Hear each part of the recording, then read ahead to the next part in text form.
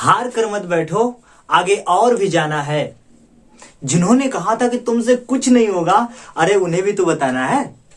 तो हेलो दोस्तों, I am Rakesh, lecturer and motivational speaker. स्वागत करता हूं आपके अपने चैनल स्पेशल साइंस में। आज की टॉपिक में हम लोग रेड डाटा बुक, लाल किताब के बारे में अध्ययन करेंगे, पढ़ेंगे, जानेंगे उसके बारे में क्या क्या है। लाल किताब अर्थात रेड डाटा बुक, मैंने रेड से उसको मेंशन भी करके रखा है। इसके बारे में छोटी सी शार्पली नॉलेज है जो बहुत स्टेबल है, बहुत मजबूत है। उतने से आपका बेस मजबूत हो जाएगा और आप करीब करीब आधे पेज से 2 पेज के आसपास लिख सकते हैं।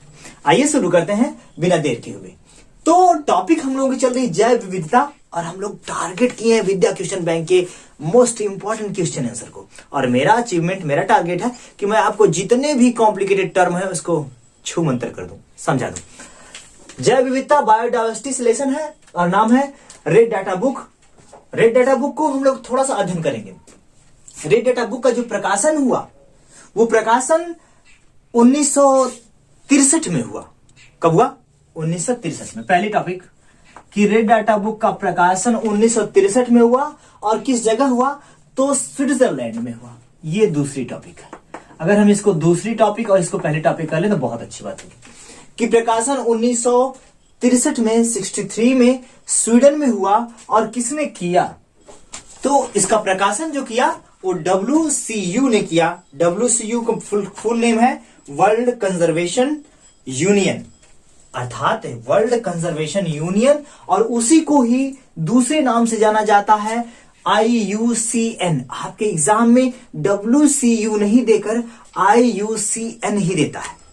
और IUCN का पूरा नाम है international union of conservation of nature. इसके अलावा भी और आ जाता है ऑफ नेचुरल रिसोर्स। तो इतना चीज तो बहुत ही जानना जरूरी है।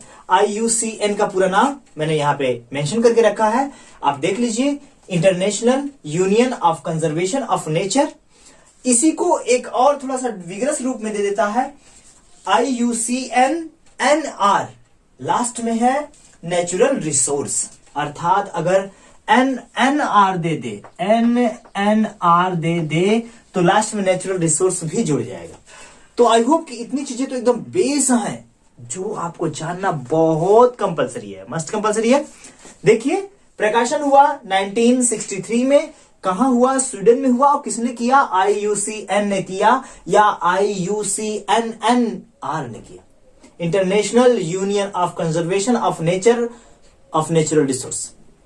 इतना मोस्ट इंपॉर्टेंट है। और रेड डाटा बुक, आप समझिए, रेड डाटा बुक में जब जैव विविधता की खोज प्रारंभ हुई और यह पता चला कुछ समय बाद कि जैव विविधता में बहुत सारे जीव ऐसे हैं जो संकटग्रस्त हैं। संकटग्रस्त का मतलब मर रहे हैं, उनको मारा जा रहा है, वो विलुप्त हो रहे हैं, गायब हो रहे हैं आपके अर्थ पे।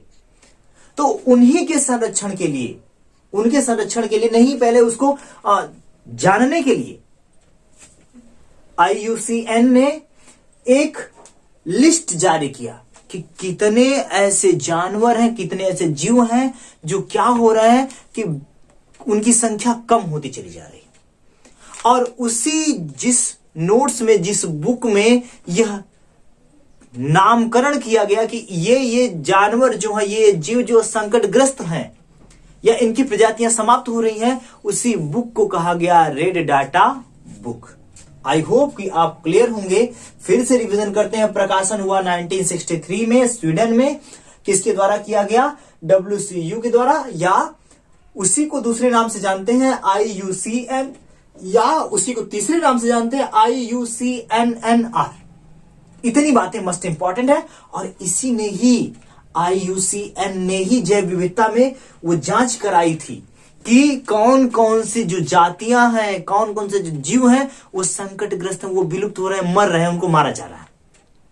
और जिस बुक में नोट किया गया वही कहा गया रेड डाटा बुक। हम ऐसे भी समझ सकते हैं यार कि लाल जो होता है खतरे का निशान होता है। तो उन जातियों को इस बुक में रखा गया जो या तो बहुत ज्यादा डेंजर जोन में है, जो एकदम चाहे तो समाप्त हो गई है। एक बात ध्यान रखना है कि रेड डाटा बुक में दोनों चीजों को रखा जाता है, जो या तो एकदम पूरी तरह से विलुप्त हो गई हो, कई सौ साल या कई साल पहले वो कभी दिखाई नहीं दी हूं, या एकदम संकटग्रस्त लास्ट जोन में हूं, 2-4-10 प्रजातियां पूरे संसार भर में या पूरे देश भर में बची हूं। तो 2-4-10 जातियां केवल बची हैं, 2-4-10 उसके जीव बचे हैं, तो उनको भी रेड डाटा बुक में रखा जाता है। मतलब जो संकटग्रस्त हैं, मतलब वो विलुप्त होने वाली हैं वो भी, और जो विलुप्त हो गई हैं वो भी किसमें रखे जाएंगे? रेड डाटा बुक में। तो संकटग्रस्त जातियां कौन सी हैं? संकटग्रस्त जातियां वे जो धीरे धीरे धीरे किसी भी कारणवश उनका पूरा यहां से अस्तित्व खत्म हो गया। जैसे आपने वल्चर को देखा होगा, ये देखिए गिद्ध, ये जो प्रजातियां थी पहले बहुत ज्यादा दिखती थी, लेकिन ये धीरे धीरे क्या हो गए? विलुप्त हो गए। अर्थात जो जातियां विलुप्त होती हैं वो कहां रखी जाती हैं? रेड डाटा बुक में। जो जातियां डेंजर जोन में हैं, जो विलुप्त होने की कगार पे हैं, उनको कहां रखा जाता है? रेड डाटा बुक में। तो संकटग्रस्त जातियों में हम लोगों ने कुछ जातियों का नामकरण किया है, ध्यान से देखते हैं, खत्म करते हैं। संकटग्रस्त जातियां मैंने समझा दिया कि संकटग्रस्त वे जातियां होती हैं जो या तो विलुप्ति की कगार पे होती है या विलुप्त होने वाली होती हैं। उसमें पक्षी, जिसमें हम बर्ड बोलते हैं, बर्ड्स मतलब धनेश, एक धनेश नाम का ये पक्षी है, समझिए सामने डायग्राम है। धनेश नाम का ये जो पक्षी है ये काफी साल पहले दिखाई दिया था, अब ये विलुप्त हो गया है। अर्थात ये एकदम रेड जोन में है, रेड डाटा बुक में सम्मिलित है। इसकी प्रजातियां अब देखने को नहीं मिलती है। तो इसे अर्थात पक्षियों का एक समूह है, जो पक्षियों का एक ग्रुप है जिसमें इसका नाम रखा गया है धनेश, और धनेश विलुप्त जीवों में से एक जीव माना जाता है। नेक्स्ट है हुंकार, हुकना। हुकना यह भी एक विलुप्त जाति है, धनेश की तरह है। नेक्स्ट है सारस। सारस तो आप कहेंगे सर देखने को मिलता है, लेकिन अब बहुत संख्या कम हो गई है, और मैंने आपको बताया है कि जो एकदम रेड डाटा बुक में एकदम खत्म होने के कगार पे वो भी रहेंगी। गरुण, और सबसे लास्ट में गिद्ध।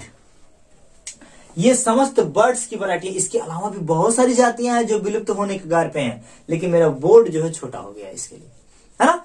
आप बस इतना सेंस में ये रखिए, मैं आपके दिमाग में यही सेट करना चाहता हूं कि आप ये जाने कि रेड डाटा बुक में किसको रखा जाता है और संकटग्रस्त जातियां क्या होती हैं। अगर एग्जाम में आ जाए तो संकट में मत आइएगा, है ना। इतना लिख दीजिएगा कि सामने वाला चेक करने में संकट में आ जाए कि भैया इस क्या नॉलेज है। आइए आगे बढ़ते हैं। उभयचर। उभयचर का मतलब क्या होता है? उभयचर का मतलब कि जो जल में भी रहते हो और स्थल पे भी रहते हो, जिसे हम एम्फीबिया बोलते हैं। एम्फीबिया में मेढक आता है, मेढक की समस्त स्पीसीज जातियां आती हैं। ये जलचर भी होते हैं और स्थल पे भी रहते हैं। I hope clear.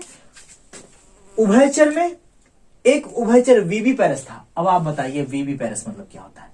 वीवी पैरस मतलब होता है ऐसे जीव जो बच्चे देते हो, और ओवी पैरस मतलब जो अंडे देते हो। ये तो एकदम सिंपल सी बात है। तो वीवी पैरस अर्थात बच्चे देने वाले और दूध पिलाने वाले टोड। डायग्राम पे है, अगर मिल गया तो सेटअप है कि टोड जो वीवी पैरस है ये लगभग विलुप्त हो गया। नेक्स्ट है हिमालयी सरटिका। हालांकि मैंने कभी इन सबको देखा नहीं है, क्योंकि ऑलरेडी आप जानते हैं ये नए दिख रहे हैं, तभी तो रेड डाटा बुक में है, सम्मिलित है। अगर देखे होते तो ये रेड डाटा बुक में नहीं होते ना, हम लोग उनको पढ़ने की वो करते, चेष्टा करते, है ना। तो टोड और कौन? सरटिका। सरटिका लीजिए, हो जाएगा क्लियर। आगे बढ़ते हैं। सरीसृप। सरीसृप मतलब सरकने वाले। अगर आप सरीसृप समझ रहे हैं तो सरीसृप का मतलब था सरकने वाले। जितने जीव सरकते हैं और उनके अंदर हड्डियां पाई जाती हैं। बातें ध्यान रखिएगा कि सरीसृप में वही जीव आते हैं जिनके पास हड्डियां पाई जाती हो, खास करके रीढ़ की हड्डियां, और वो सरक के चलते हो। तो वो समस्त जीव सरीसृप, इसी को हम बोलते हैं रेप्टाइल्स। रेप्टाइल्स का मतलब रेंग के चलने वाले जीव। चाहे हिंदी में जानिए सरकने वाले सरीसृप, और चाहे रेप्टाइल्स इंग्लिश समझिए रेंगने वाले जीव। दोनों का मतलब अर्थात आप समझ गए होंगे कि स्नैक, क्रोकोडाइल्स, लिजार्ड, भारतीय गो, ये समस्त क्या है? ये सरीसृप है, अर्थात इंग्लिश में रेप्टाइल्स बोला जाता है। रेप्टाइल्स में मगरमच्छ। मगर की भी जातियां बहुत ज्यादा खत्म हो गई थी, लेकिन अब धीरे धीरे लगभग 7,000 6,000 7,000 के आसपास धीरे धीरे प्रजातियां आ गई हैं। उत्पन्न हो गई हैं, अब धीरे धीरे देखने को मिलती हैं। अब चिड़ियाघर में जाएंगे तभी 1-2 मगरमच्छ जरूर देखने को मिल जाएंगे, है ना। तो मगरमच्छ, भारतीय गोह, कछुए की बहुत सारी प्रजातियां और विषैले सर्प, अगर देखे तो कूटे उसको, है ना। तो भैया मारते मारते बेचारे की हालत खराब हो गई, वो भी विलुप्ति की कगार पे था, लेकिन अब धीरे धीरे समस्त जातियां आ रही हैं। लेकिन ये समस्त जीव सम्मिलित हैं किसमें? रेड डाटा बुक में। और लास्ट है स्तनधारी बब्बर शेर, बाघ, कस्तूरी मृग, रेड पांडा, लाल पांडा, जो हिमालयी क्षेत्र में पाया जाता है।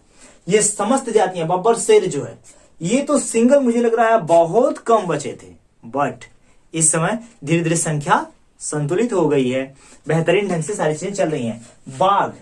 बाघ भी जो है कि मांसाहारी जीव है, यह भी विलुप्ति की कगार पे था। जब राजा महाराजा थे तो लोग शेरों को, बाघों को मरवा कर टंगवा देते थे और लोग कहते थे राजा ने शेर को मार दिया, फलाना ढमाका सब चलता था। नेक्स्ट है कस्तूरी मृग और लाल पांडा। इतनी जातियां हैं, जो इसके अलावा भी बहुत सारी जातियां हैं जो विलुप्त हो रही हैं। इनके संरक्षण, इनके बचाव हेतु बहुत आवश्यक है कि इन्हें क्या किया जाए, इनकी प्रजातियों को की केयर की जाए, देख रेख की जाए, जो अक्सर आपको उद्यानों में, राष्ट्रीय उद्यानों में, जैसे उसके बाद जू में आपको देखने को मिलते होंगे। आई होप कि इतनी चीजें एकदम आसान भाषा में, एकदम सिंपल था यार, मजेदार टॉपिक था कि संकटग्रस्त जातियां, इसके अलावा रेड डाटा बुक, ये सब आसान था। बेहतरीन ढंग से पढ़ाई करिए, मंथन से लगे रहिए। जो भी कॉम्प्लिकेटेड टर्म्स मिले आप मुझे बताइए, मैं आपको एकदम सिंपल तरीके से आपको सॉल्व कराऊंगा। Thank you so much. हंसते और मुस्कुराते रहिए, अपना ध्यान रखिए, पढ़ाई अच्छे से करिए। Thank you.